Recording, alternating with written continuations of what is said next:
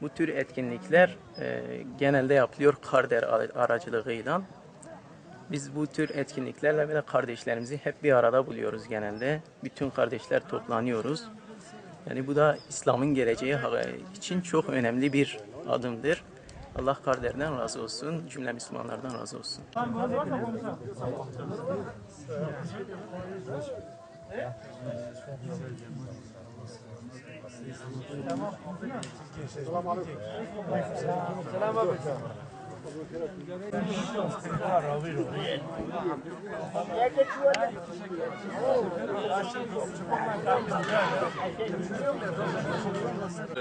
Ben Avrupa'dan geliyorum.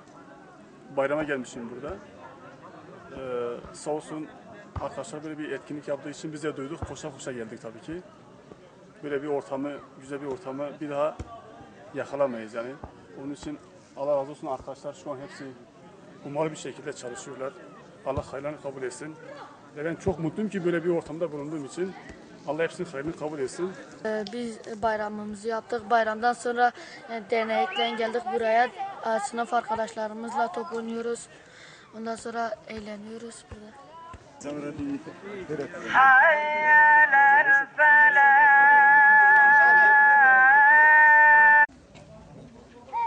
Allahu Ekber.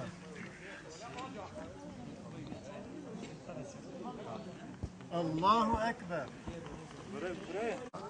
Her sene Ramazan bayramından sonra her iki bayram arasında yani gelenekselleştirilmiş bir bayram bir etkinlik olarak artık bu sene de düzenledik. Bu sene 3 tane koyun kestik. Yaklaşık 200-250 kişiye bir hazırlığımız oldu. Şu anda kavurmamız hazırdır. Ve biz katılımcılara biz teşekkür ediyoruz. Ayrıca köylerden gelen, işte Avrupa'dan gelen misafirlerimiz vardı. İşte bu sene etkinliğimizi biraz öne aldık. Nedeni de şuydu, Avrupa'da gelen misafirlerimiz vardı ve onların tatilleri bitmeden önce dedik bu etkinliğimizi yapalım. Allah'a hamdolsun çok güzel geçiyor. Büyük bir katılım vardı.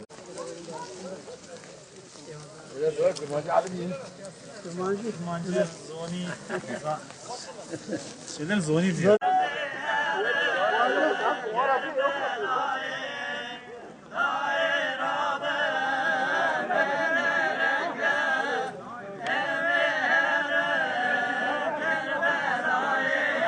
Gönlüge kulası bir şey. Çekin önce bir şey var.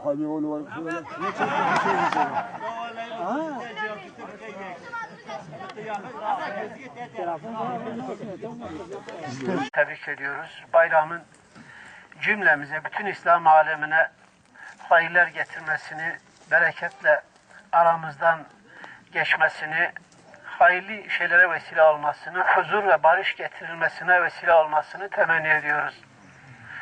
Allah Celle Celaluhu bizlere daha güzel bayramları nasip eylesin. Güzel ortamlarda, güzel şekilde bayram yapmayı, gönül rahatlığıyla, buruksuz bir şekilde bize bayram yapmayı nasip eylesin.